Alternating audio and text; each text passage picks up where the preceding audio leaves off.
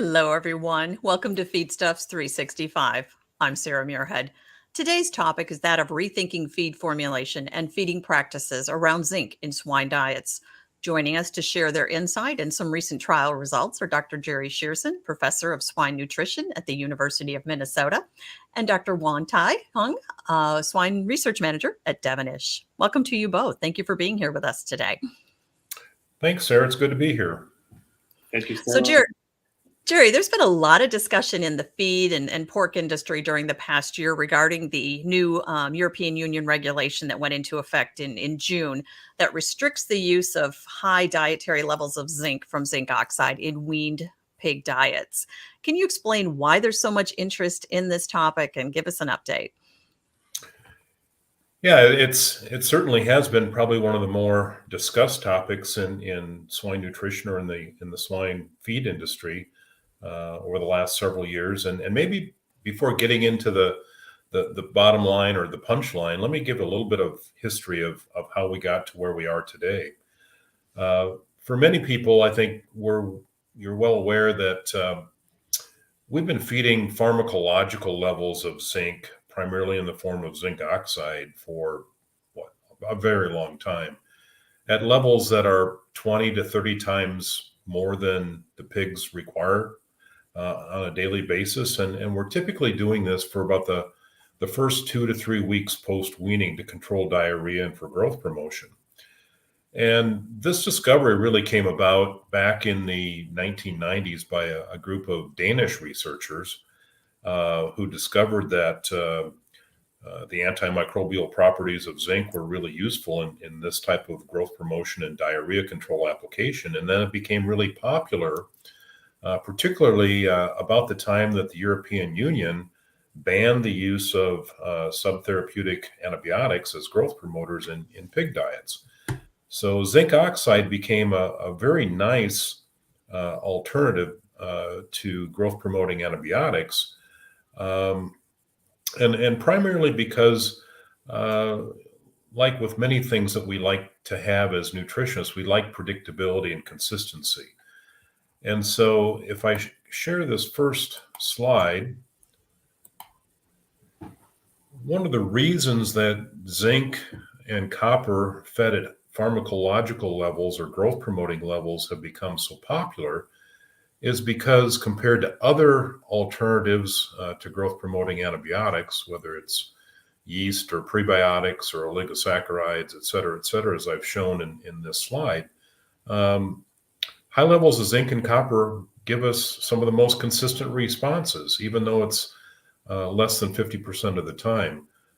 Maybe the only other alternative growth promoting compounds would be direct fed microbials that give us somewhere around 40% or 25% in the case of gain efficiency responses, predictable positive responses over feeding non-supplemented diets. So the fact that zinc oxide is widely available, it's pretty inexpensive, so it's easy to add at these pharmacological levels, is one of the main reasons why it became really popular, not only in the European Union, but also here in the United States. The bad news or the not so good news part of this story is the fact that when we feed these really high levels of zinc, we increase the concentration of zinc in manure. And when we apply the manure to cropland over a period of many years, maybe decades, we run into problems with zinc accumulation in the soil because the crop removal rate does not keep up with the application rate. And so this is really what led to the big debate that occurred in the European Union many years ago. And here I'm showing results from a study published by a group of French researchers back in 2003. So 20 years ago, this was already a topic of conversation. And what I'm showing here in detail is that if we feed a nutritionally adequate diet containing zinc, notice the blue portion of this bar is the amount of that total zinc that we feed shown with the intake up here, that gets excreted. So about 95%, sometimes more than 95% of the zinc that we feed to pigs, regardless of production phase, gets excreted in manure. And what brought this whole issue to the point of regulations, which the European Union now are faced with, is that people became concerned about adding this pharmacological level of zinc, the 2,000 to 3,000 parts per million fed for 2 to 3 weeks, because it provided additional zinc intake and therefore additional zinc excretion, resulting in an increase in manure concentration compared to feeding nutritionally adequate diets. And by feeding their growth promoting levels of zinc, the land application accumulation or land application rate was greater, but our crop removal rate hasn't changed. So the main issue here has been environmental concerns. How is this practice influencing the ecotoxicity of zinc in the environment?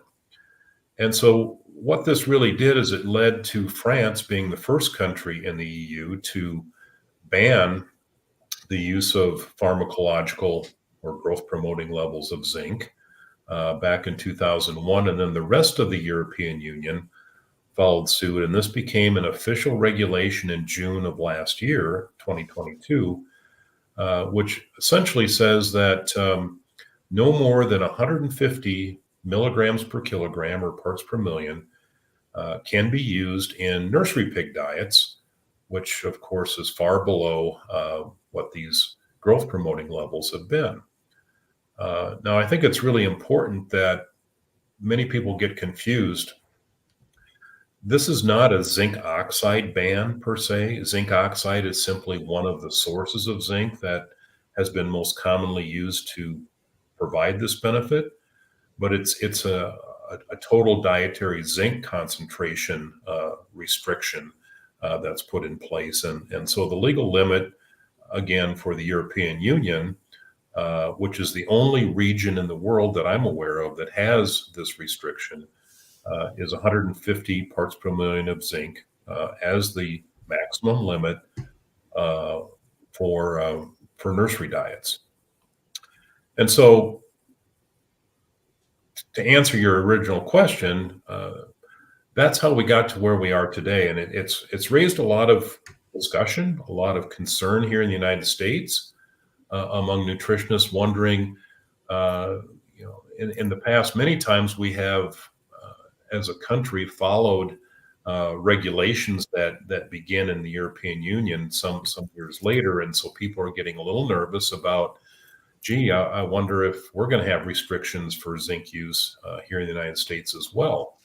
But a lot of these questions really led us to the topic of setting up some models and digging a little bit deeper into this subject to try to understand how these new European maximum regulations match up with feeding practices for zinc here in the United States and in some other countries as well.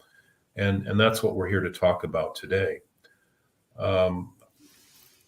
Before I get into some of that, let me just point out that one of the things that people often forget, and this is maybe one of the things that we've learned in writing this paper, is that the focus of the European regulations is simply on these pharmacological levels that are being fed for a very short period of time to nursery pigs for growth promotion. But it seems that people forget about the fact that we have lots of zinc and naturally occurring zinc in many of the feed ingredients that we have. So part of our paper actually shows some of these results. And here I'm showing that for many of the common ingredients, some of these contain as much as, well over 100 milligrams per kilogram. Distillers grains and even monocalcium phosphate over here contains well over 100 parts per million of zinc. And so uh, it, our goal is to minimize total zinc excretion, but we often focus just on the levels that are supplemented and not necessarily focused on what's naturally occurring in many of the ingredients we're putting in the diet. So this kind of became a starting point for us to start developing some models to look at where these sources of zinc are coming from in our feeding practices. And that's where we began.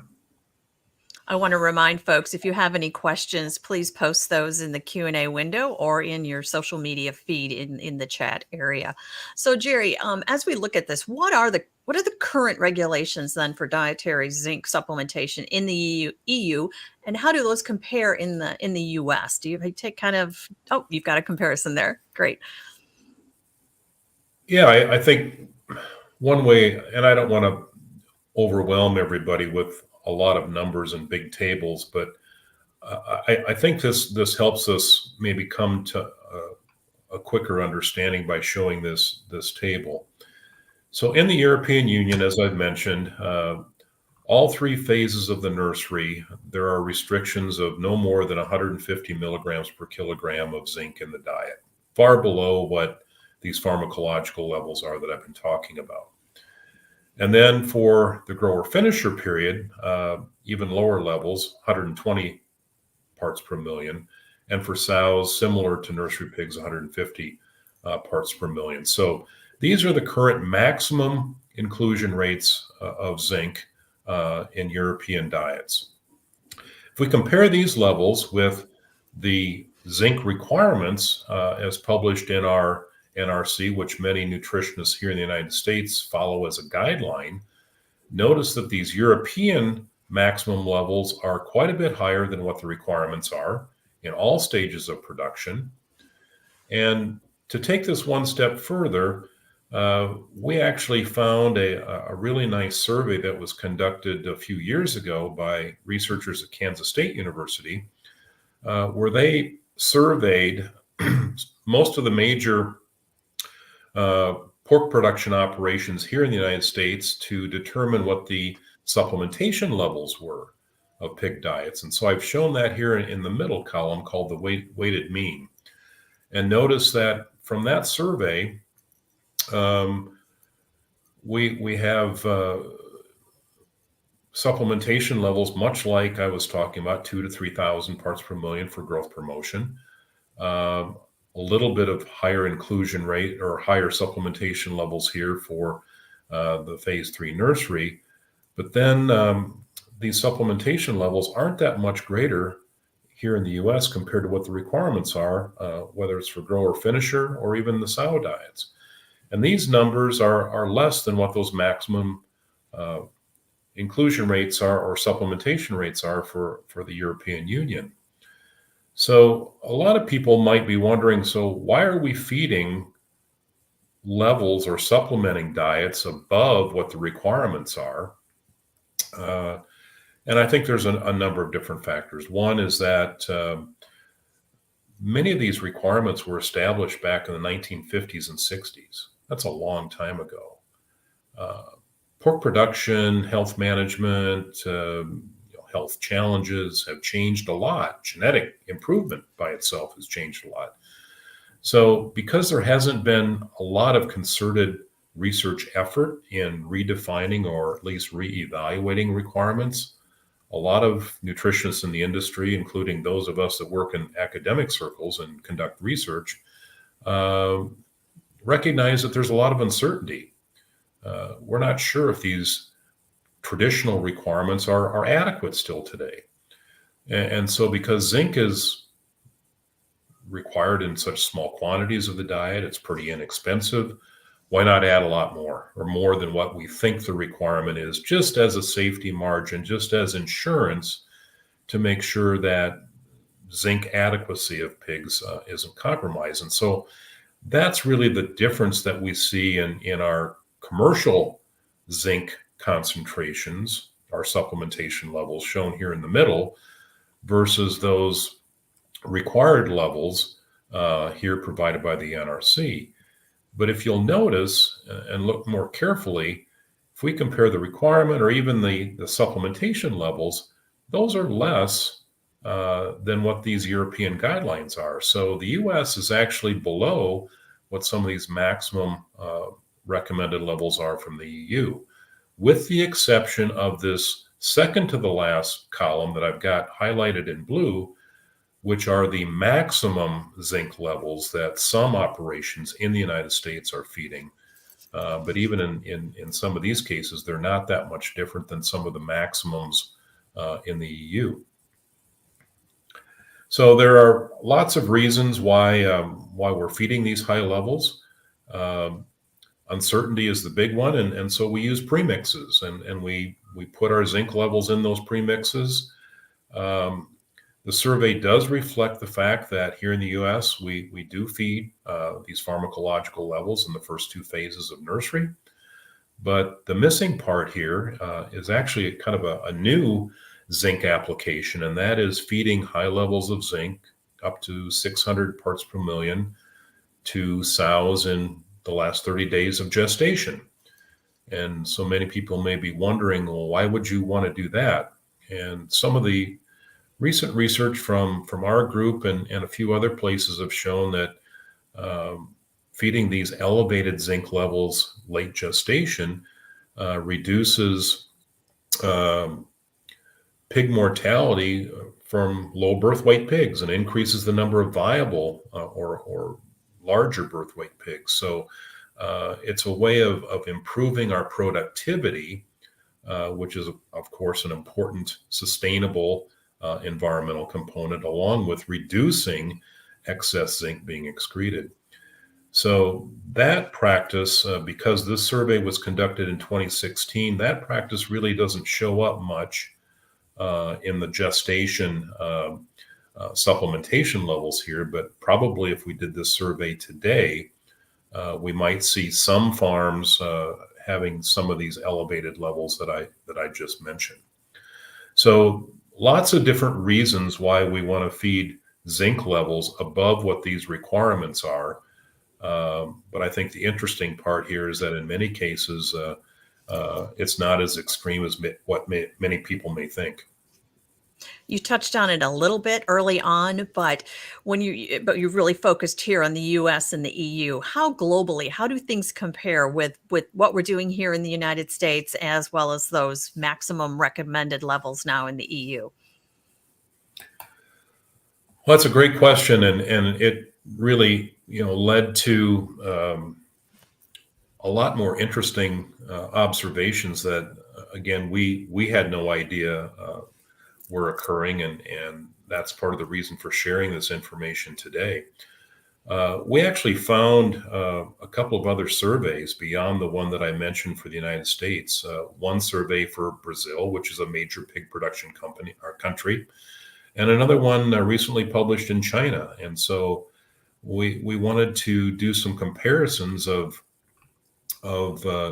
zinc feeding levels, zinc recommendations from different countries. And what I'm showing here are, first of all, the recommended either zinc requirements or recommendations from the US, Brazil, China, and again, the European Union maximum inclusion rates. And notice that not a lot of difference in requirement recommendations between the US, Brazil, and China for the nursery phase.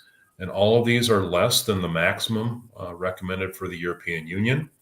Again, not much difference in requirements here for the grower finisher phase as well. And they're about half, in fact, of what the maximum allowed for the European Union are. Similarly, we were actually quite surprised. China, many times one might expect that some of these levels might be more excessive, but in fact, it was just the opposite. Chinese recommendations are much more conservative, certainly than U.S. recommendations, and Brazil tends to be at the upper end of what these requirements or recommendations. So we learned that there are some differences, mostly for sow supplementation levels among these different country recommendations. But we more importantly wanted to know it's one thing to have requirements or recommendations, but what's actually happening in feed formulation and feeding practices. So that takes us to the surveys that I mentioned. Here again, you've seen the US data. I showed that a couple slides ago from the Kansas State survey, and these are the average zinc supplementation levels for different phases of production. Next to the US averages, I've got the Brazilian averages. Notice that supplementation levels for the first two phases of the nursery are a little bit less than what we're using here in the United States. But the Brazilian swine operations seem to be feeding elevated levels of zinc for a longer period of time, which isn't really necessary to get these kind of benefits, and probably is leading to far more zinc excretion than what's necessary. And even the levels that they're using in the grower and finisher periods are the highest of anything that we saw in the three surveys that we're comparing. Similarly, or on the other hand, if you look at China and average values from their major pork production operations, again, they're very conservative levels. They're in this case, we're not seeing much evidence of these elevated zinc levels in phase 1 and phase 2 of the nursery period, like we see in Brazil or the United States. Yes, they're greater than the European Union, but they're probably not getting as much of a benefit from pharmacological zinc supplementation as they could.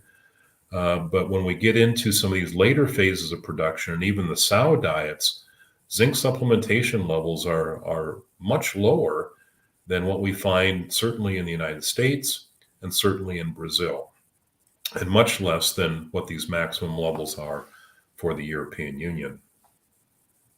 That's interesting, that comparison. I wouldn't have expected China to be at that level. So I want to remind everybody, if you have any questions, to please post those, and we will get those to Jerry and Yuan-Tai here in a moment. So just so I can kind of summarize here, Jerry, from what I picked up, that the feeding of pharmacological levels of zinc during the first 2 to 3 weeks of nursery increases total zinc consumption and manure excretion per pig, compared with feeding diets that the pigs that meet pigs' requirements.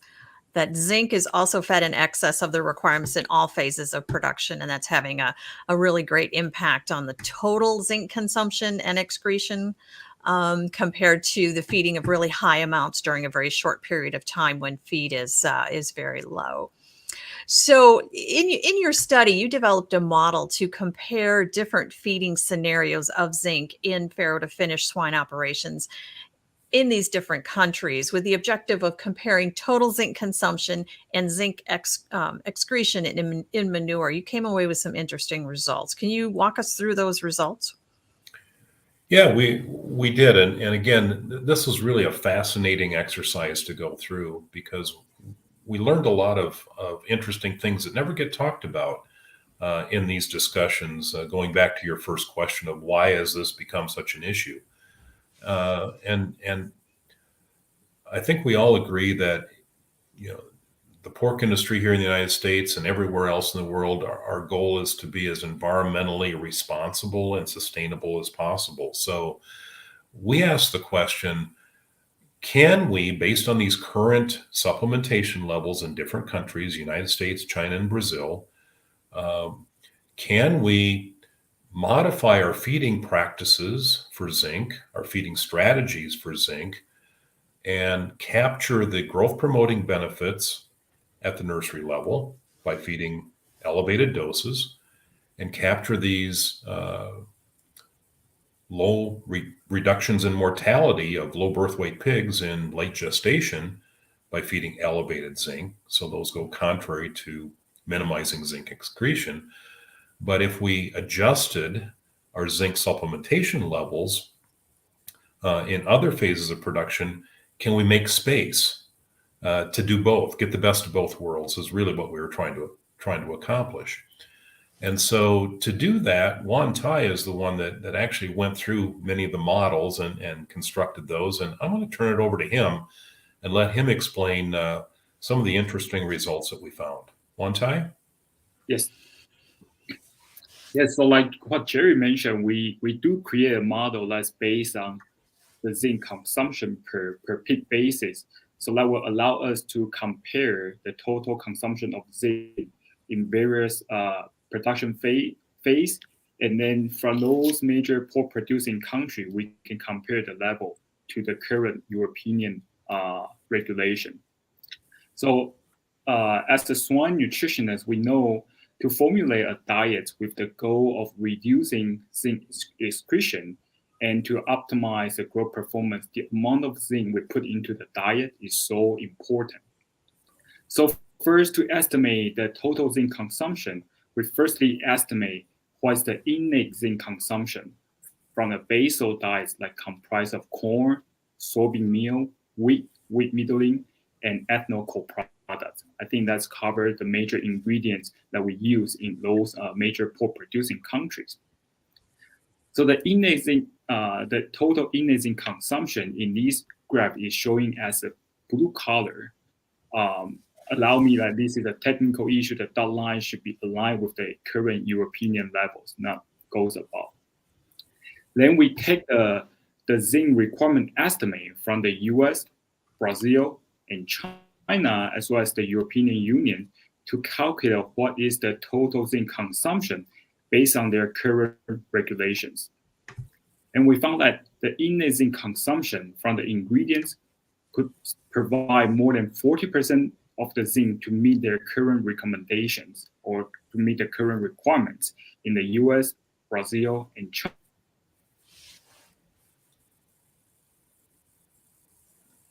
Uh-oh. I think we've frozen. Jerry, do you want to step in maybe? Yeah. I think Yuan-Tai is frozen here. Yeah. Yeah, go ahead, Jerry. And if he comes back, we'll toss it back over. Yeah, the slide does have a technical issue, which Yuan-Tai, I think, briefly mentioned here. This dotted line should just be on the very top of the EU level to go across to give us a perspective. But essentially what this shows is that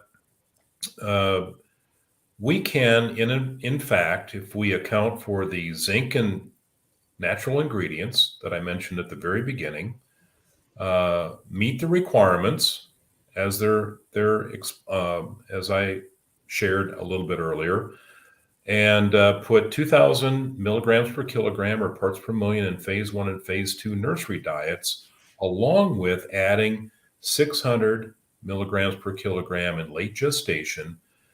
The total zinc consumed in the US scenario is, by doing all those things, is right at the maximum level of what the European Union allows.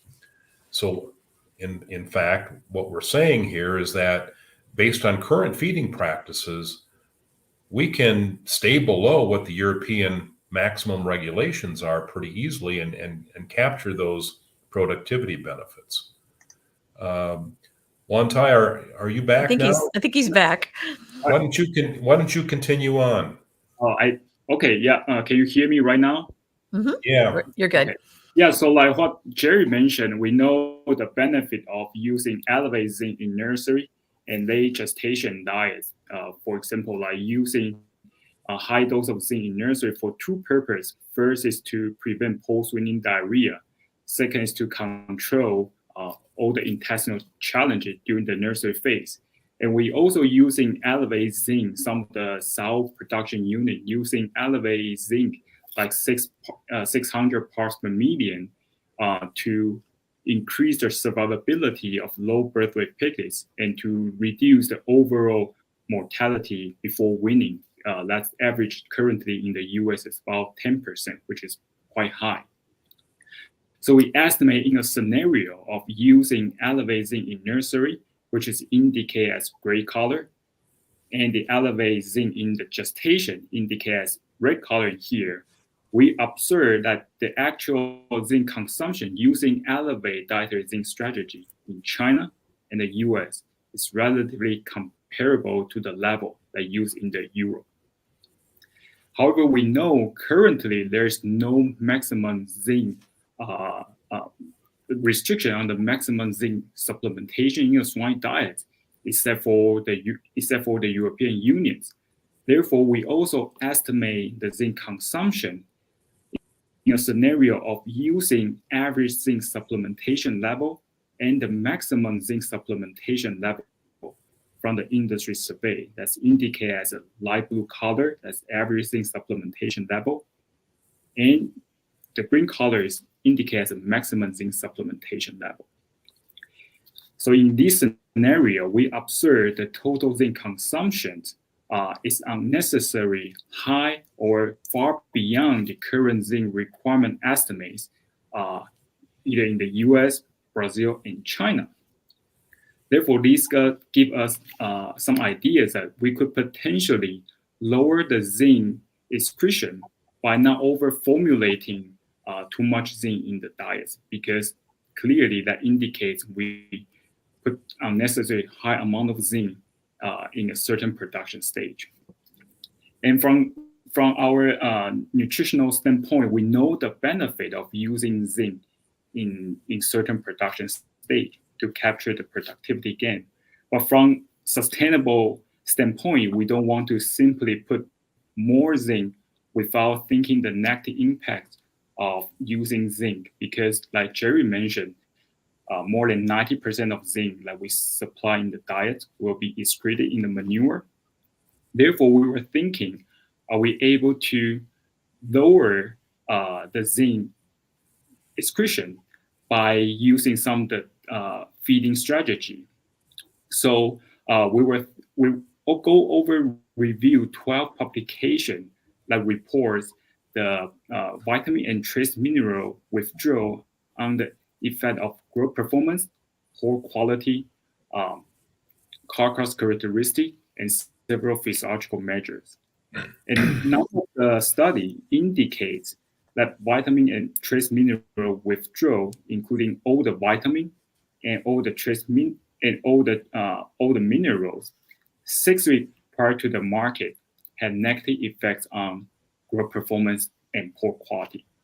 That gave us some ideas that we could potentially using elevated zinc without increasing total zinc consumption by implementing trace mineral withdrawal strategy.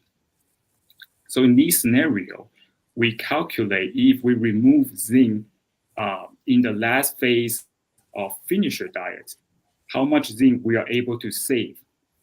In China, Brazil, and the US, our calculation indicates the zinc withdrawal strategy would allow us to save from 6,000 milligrams of zinc per peak basis to almost 10,000 milligrams of zinc per peak basis. The most important thing is here, we're not only save the zinc consumption, we also allow us to meet the requirement while also using elevated dietary zinc in nursery and gestation. And the total zinc consumption will also be below to the current European levels.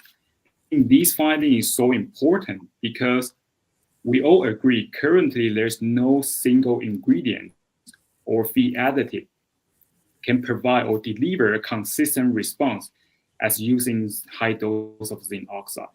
And to achieve the productivity gain of using elevated zinc, but not increasing zinc excretion, one way we could achieve this is by using dynamic feeding zinc strategy that allow using zinc in a very short period of time in nursery or gestation diet, and then to achieve the overall lower zinc consumption. So with that, I will turn it to Sarah and Jerry to continue our conversations. So you're saying it's time to kind of rethink maybe how we're using zinc in the diets. And I mean, is that something? So we saw new regulations over in the EU. Are we seeing the same kind of either pressure from a regulatory standpoint here in the United States, or is it just kind of still in that discussion stage? What do you see it moving? And sometimes things start in the EU and come over here. Do you see that happening? I'm not aware of any specific regulatory discussions that are going on. Maybe I'm missing some things, and maybe members of our audience will correct me. But certainly, as pork producers in general, feed industry suppliers, feed additive suppliers, et cetera, there's been tremendous interest and discussion and work going forward on showing the high environmental sustainability practices that are being used. And so I think that's a big part of the conversation that is contributing to this discussion about zinc use. I would also say that because zinc is an antimicrobial, it's also contributed to some of the discussions about development of antibiotic resistance. I don't know that there's any specific regulatory discussions going right now, but I think what's interesting from what Yuan-Tai has already shared is that, here we reviewed 12 studies showing no effect of withdrawing entire vitamin trace mineral premixes for the last month before marketing pigs with no adverse effects on health or performance. What if we just took zinc out or reduced our levels a little bit? I think we could be doing ourselves a big favor from an environmental point of view and still accomplishing these goals. So you mentioned antimicrobial resistance. What do you think? Feeding high dietary levels of zinc, does it contribute to resistance? Well, we in the paper that you've shared with our audience, we describe everything that we were able to find about associations between high levels of zinc feeding, and we're talking mostly about pharmacological levels during the two nursery phases, and if it's connected to antimicrobial resistance. What we've learned is that for a long time now, we've known that various metals, including copper and zinc, there is some bacterial resistance in the environment to those metals. Unfortunately, we don't have the methodologies to understand the epidemiology of some of these connections. Another piece that we found is that there are linkages between zinc and antibiotic resistant genes related to human health. And there may be some contributions of co-selection by feeding high levels of zinc toward antibiotic resistance. But at this point, there's really no clear evidence, a lot of uncertainty, lack of knowledge about what these specific connections are. So unlike the environmental sustainability concern or story, I think we know a lot less about the role of feeding pharmacological levels of zinc on the potential development of antibiotic resistance. Final chance to ask any questions that you'd like to of our guests here today. So I'll go to both of you. Any closing comments that you'd like to add, takeaways for those folks that are watching? Yuan-Tai, do you have any thoughts? Well, I was just thinking that the finding we observe right now, some people may argue that 100% withdrawal vitamin and trace mineral may pose a risk. However, I think our calculation that just simply take off zinc in the last phase, or we can lower 50% vitamin withdrawal strategy, will still allow us to observe a significant reduction in the zinc consumption per pig basis, and then that would contribute our effort to achieve sustainable swine feeding. That's my last sentence. And I would just, I guess, make the concluding comment that going through this exercise, I think, really opened our eyes about the need to rethink, which was part of our title, feeding strategies and supplementation levels for zinc. Certainly, we don't want to compromise nutrition for pigs in any stage of production by shorting them on essential nutrients like zinc. But this business about excessive zinc supplementation. You saw some of those maximum levels that some farms are feeding. That's unnecessary. So I think we really need to dial back or reduce these supplementation levels that we're routinely using, and allow us to kind of get the best of both worlds. Let's develop strategies to reduce our zinc output through manure, but also take advantage of the productivity gains that we get by using these elevated zinc levels strategically for short periods of time, when nursery pigs don't eat much feed anyway, and gestating sows are limit fed as well. I think we can get the best of both worlds by readjusting some of our strategies. Very good. And as was mentioned, there is a paper down below. You can click on that if you'd like to read further into this topic. And I believe that Yuan-Tai is going to be at Iowa Pork Congress next week too, right? So you can perhaps go talk with him. Actually, we did have one late question coming in here, so I'm going to just read that to you if you don't mind. Canadian regulations are moving at a lower zinc usage, moving towards lower zinc usage, following in the steps of the EU. Any advice for us? A few seconds ago, Canadian regulations are following in this. Oh, same thing. So any advice for those folks in Canada? It was duplicated, sorry. In terms of how they migrate, how they move towards the changes that appear to be headed that way. Well, I don't know. Thank you, first of all, for asking the question. I don't know what stage the regulatory discussion is in Canada. But if there is an opportunity to share some of the perspectives that Yuan-Tai and I shared today, that might influence what those final recommendations might be, would be my quick response. The other thing that we didn't mention, which you can find in the paper as well, is that there's quite a bit of interest in using nanoparticles of zinc oxide. These are much finer particles, much more biological activity. You can use lower dietary inclusion rates and perhaps get the same level of response to stay under some maximum dietary concentration threshold, and still gain some of those benefits. So we do summarize or identify a few papers that have evaluated nanoparticles of zinc oxide for growth promoting use. And that could be another strategy if you're forced to stay under a certain dietary maximum for zinc supplementation for nursery pigs. Very good. Well, our thanks to you, Dr. Jerry Shurson of the University of Minnesota, Dr. Yuan-Tai Hung of Devenish. Thanks for sharing your insight and your research here with us. We appreciate both of you being with us. Thank you all for joining us as well. A programming note, watch for our reports next week from IPPE in Atlanta and the following week from the Cattle Industry Convention in New Orleans.